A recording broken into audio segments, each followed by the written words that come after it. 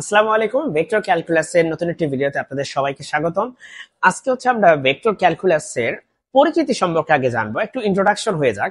Vector ক্যালকুলাসের ক্ষেত্রে আমরা কিছু শব্দ শুনি, যে স্কেলার পয়েন্ট ফাংশন বা vector point function, vector differential operator, এই শব্দগুলো আমরা বেশিরভাগ শুনে থাকি। তো স্কেলার পয়েন্ট ফাংশন বলতে আসলে কি বোঝায়? স্কেলার পয়েন্ট ফাংশন বলতে আসলে এমন এক ধরনের ফাংশনকে বোঝায় যেই ফাংশনে কোনো একটা স্কেলার রাশিকে নিয়ে কাজ করা হয়, কোনো একটা স্কেলার ফিল্ডকে নিয়ে কাজ করা হয়। তো চলেন একটা স্কেলার ফিল্ডের উদাহরণ আমরা এখন দেখি।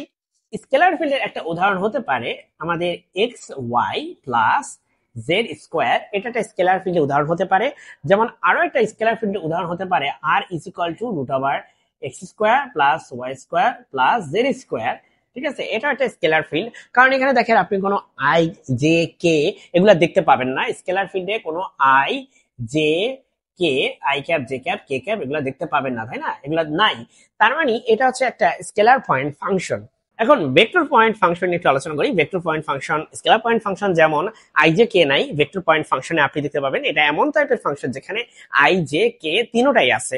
যেমন একটা উদাহরণস্বরূপ যদি আমরা বলি, পজিশন ভেক্টরই হচ্ছে একটা ভেক্টর পয়েন্ট ফাংশন।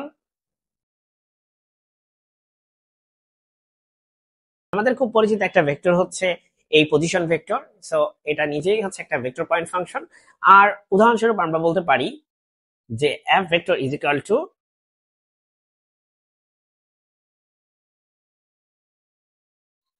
যেমন এই যে ফাংশনটা আমি লিখলাম, এখানে আই আছে কে আছে, যে পার্টটা নাই, এখানে যে পার্টটা হচ্ছে জিরো। সো এটা হচ্ছে একটা ভেক্টর পয়েন্ট ফাংশন। এরকম অসংখ্য উদাহরণ আমরা লিখতে পারি। তো এগুলো হচ্ছে আমরা এগুলোর সাথে অনেক ডিল করব, তাই এগুলো হচ্ছে আমার লেখা এখানে।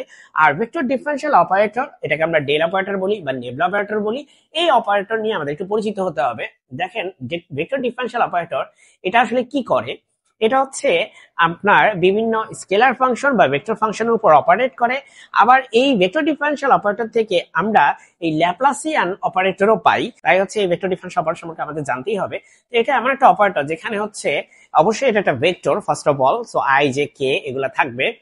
আর এখানে থাকবে হচ্ছে del del by del X, del by del x.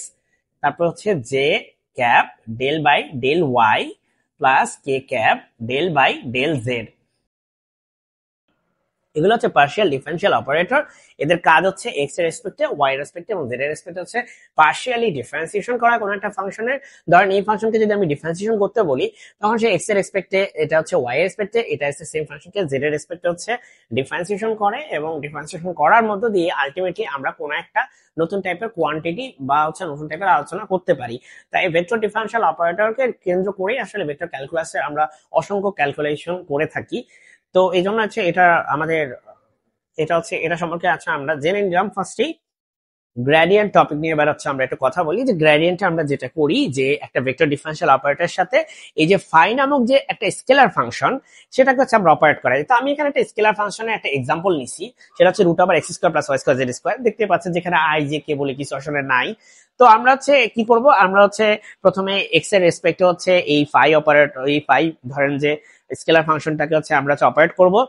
Then Y রেসপেক্টেও আমরা পার্শিয়াল ডিফারেন্সিয়েশন নিব, জেড এর রেসপেক্টেও নিব, এবং আই জে কে এই ডিরেকশন বরাবর নিব। তার মানে আসলে গ্রেডিয়েন্ট নিজে একটা ভেক্টর, বাট গ্রেডিয়েন্ট নিজে কাজ করে হচ্ছে একটা স্কেলার ফাংশনের উপর। আর গ্রেডিয়েন্ট মূলত কি করে, যে স্টিপেস্ট স্লপ অফ এনি পয়েন্ট